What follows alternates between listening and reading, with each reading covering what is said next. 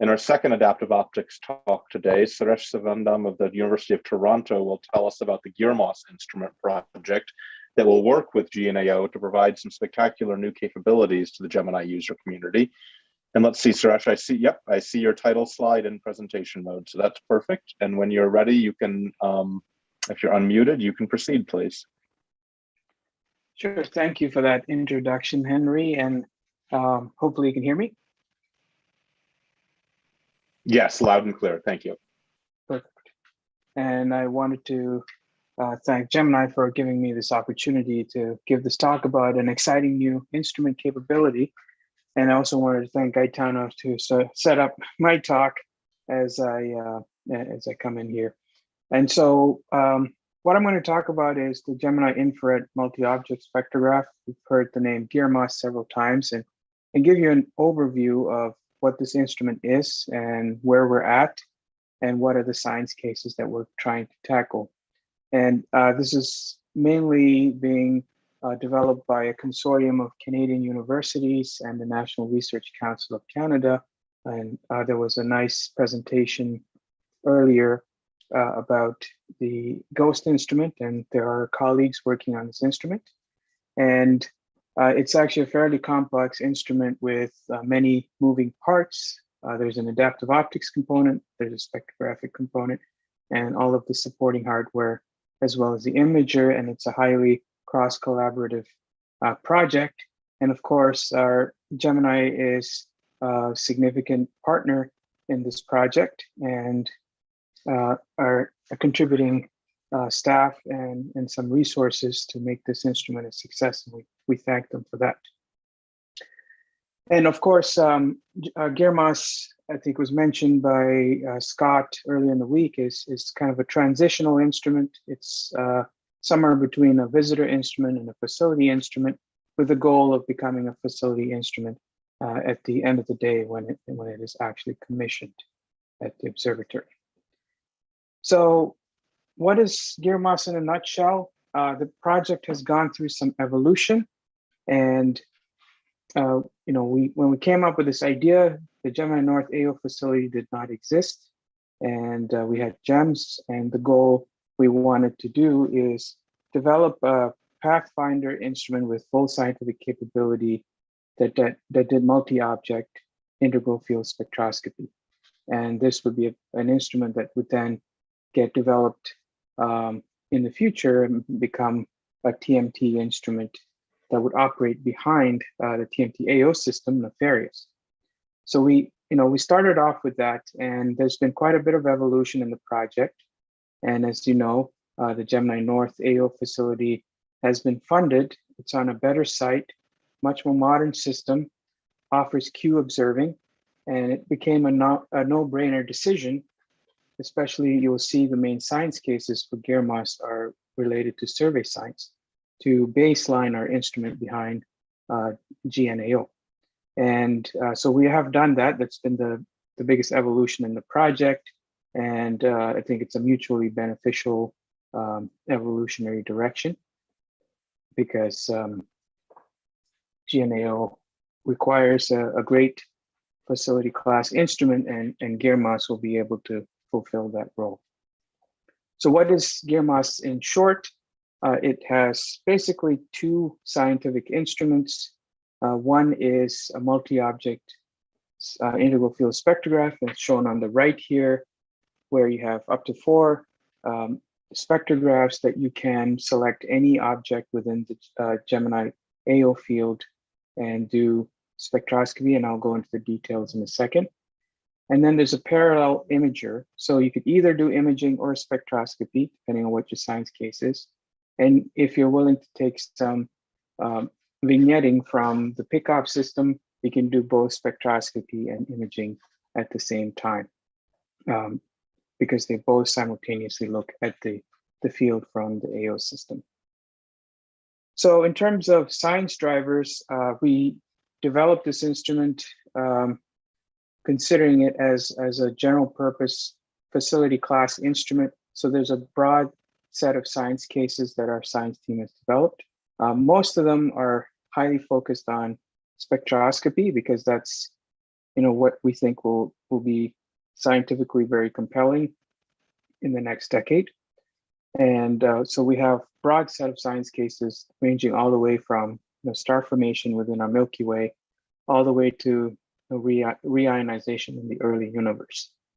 And one of the key aspects of this instrument is also being able to do James Webb follow-up, doing the very long exposure type integral field spectroscopy that you wouldn't have time to do on James Webb. So our science team, which has also gone through some evolution, we have our original science team within the Canadian community and some international experts. Now we're in the process of consolidating the science cases between what the GNAO science team has already developed for their facility, as well as the GIRMOS science cases, though there's already some overlap between the two and some feedback between the two prior to this consolidation, which Gaetano pointed out. And these are some of the key science cases that we've developed in detail as part of our science document, ranging from galactic to nearby galaxy science to extragalactic science cases.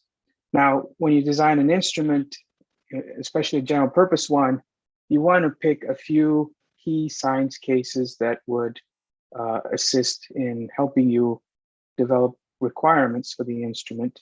And so we made an executive decision on 2 different science cases that exercise different aspects of GIRMOS, and one of which, and this is truly what GIRMOS was originally envisioned for, is to do a high angular resolution, high redshift galaxy survey to complement a lot of the work that's being done with local galaxies with integral field surveys in the optical, like MANGA, SAMI, and various others that have done so in recent times. And the goal here is to be able to probe galaxies down to kiloparsec scales, so you can do the similar kind of science that's being done in local galaxy surveys and try and understand galaxy formation and evolution processes. This is hard to do, and I'll just show you a slide in a second. There aren't a lot of surveys of high redshift galaxies with significant number of galaxies observed at high angular resolution down to this level. And there are a number of reasons for that. These objects are faint, so multiplexing is absolutely key. AO systems are finicky, so depending on condition, etc., it's hard to always get consistent data. And so we're attempting to address all of this with GIRMOS, with the multiplexing and the union with the Gemini North AO system, which is supposed to be state of the art, and of course the great site up at Mauna Kea. And so a lot of our science requirements are driven by a reference galaxy survey that the science team has put together. And this will attempt to optimize both observing efficiency, sensitivity, and basically overall performance of the system. So looking at everything that will impact a survey. So just for a reference to show you the state of the art in high redshift galaxy surveys, integral field surveys, is probably the ZSIM survey that only really has about 40 galaxies or so observed at high angular resolution because of all of these challenges. And our present plan is to be able to boost the sample size by at least a factor of 10 and even more, and by both increasing the efficiency of the survey speed, and also the sensitivity of the instrument and the quality of AO correction. So the other science case, reference science case that's driving the instrument design is the narrow field mode, which is typically used by the nearby galactic and nearby galaxy science programs, and Gaetano talked a lot about that. And one of the key things is looking at the chemodynamics of globular clusters in the galactic plane and bulge. And this requires exquisite image quality and the central regions of these clusters. and also high spectral, moderate spectral resolution, so you can actually resolve the kinematics of these objects. So the goal of these two science cases is to basically exercise the full parameter space of what GIRMOS can do. So in the end, what are the requested instrument modes? Well, we have basically two modes. One is multiple objects, and for this, we have to do our own AO correction in addition to what GNAO will provide. And this is what we call multi-object AO, and I'm gonna explain that in a second. And then the other mode is basically a single object or narrow field mode, where all of the integral field spectrographs are put together in a closest packed arrangement. There's some gaps, but they're all fairly closely packed. And we would use the high angular, the laser tomographic AO correction from the Gemini AO system, and basically slave our AO system from doing anything. And just a little bit of a description of what multi-object adaptive optics is. I'm sure you remember Gaetano's figure of what GNAO does. And obviously, it does the first layer of correction, and we use the ground layer AO correction. And our spectrographs have their own deformable mirrors to correct along the specific line of sight of our target to get a significant improvement on image quality. We use the information that GNAO is providing to us to calculate what's the optimal correction. And just some metrics here. These are simulations that we've done, and we're basically trying to optimize the encircled energy within 100 milliarc seconds, as that's the spatial scale that we care about for these high redshift galaxies. And our AO system can provide, approximately 60%. Our target is 50%. Obviously, there's some contingency there, but our simulations show that this is a viable plan. And this has heritage. Our team has actually demonstrated a multi-object AO system on Sky on Subaru, and we also have a test bed that's now operational. That's trying to do AO risk retirement. And of course, we actually have peer review as part of the preliminary design of the AO system this week, and we'll be getting very useful feedback on that. So in the end, after all of the science cases and discussions with the science team, we've come up with a set of requirements for the instrument. And so the top 2/3 of the requirements are for the spectrograph. We have two spectral modes, RF3000, RF8000, and 3 spatial modes. So very small IFU fields, about an arc second, all the way up to pretty coarse fields, about 4 arc second. And we'll have a corresponding increase on your sampling on the field of the instrument, of the IFU. And we have an imager that's approximately in 1.5 arc minutes on the side, and it's designed to Nyquist sample at H band and the usual near infrared wavelength range. So if you want more information about the instrument, there's a recent SPIE paper that you can look up with all of the parameters discussed in detail. And of course, I think Gaetano mentioned this, and also Kathleen mentioned it, we're using image slicers to get the best low surface brightness performance. Just very quickly, what does the architecture of the instrument look like? We have our Gemini North AO system here, and GIRMOS has multiple optical systems that allow you to pick off the sources in the appropriate location and feed the AO system that each spectrograph has. And that goes into a big cryostat with 4 infrared spectrographs and the imager. And of course, we're constantly communicating with the Gemini North AO system to get the most up-to-date information about the atmosphere and their correction in order to get the optimal MOAO correction for our instrument.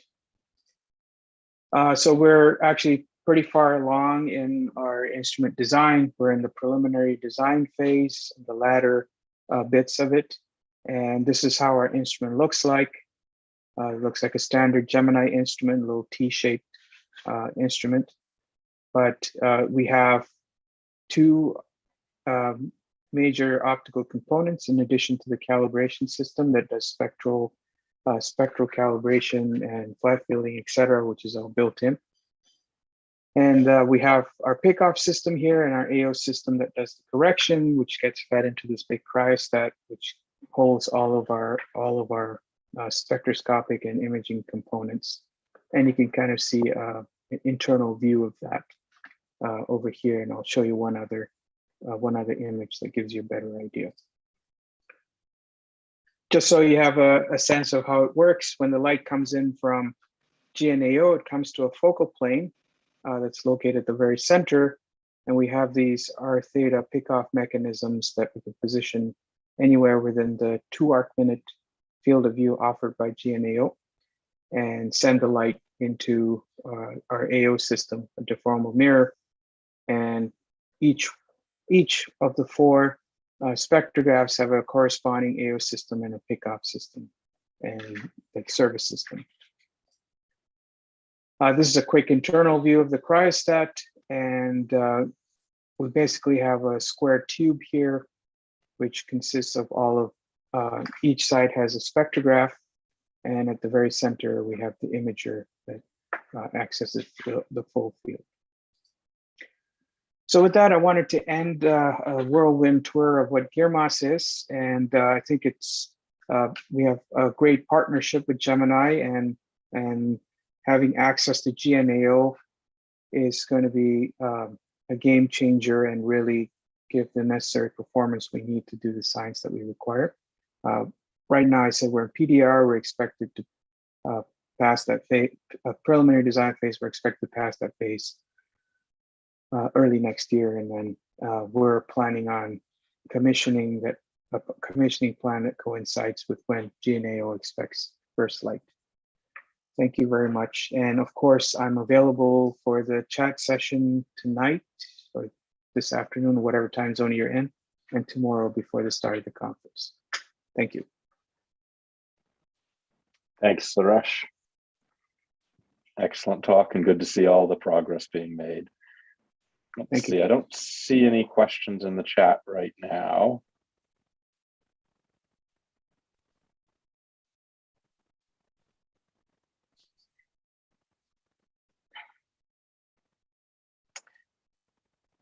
If someone has additional science they're interested in doing with it that, wouldn't tweak the design, but just to add in, who should they get in touch with?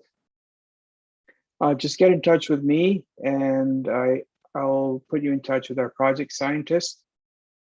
And the other option is, and I guess this is where we're trying to figure out what's the best way to consolidate the different science inputs. If there's one set of inputs going to GNAO and the science team there, and then there's another set of inputs going to GIRMOS.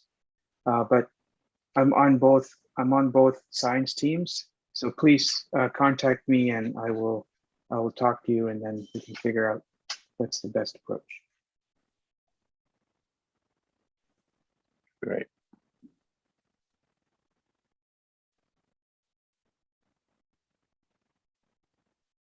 Oh, let's see. I do have a question in the chat now of reminding us of when you said first light would be. That coincides with GNAO.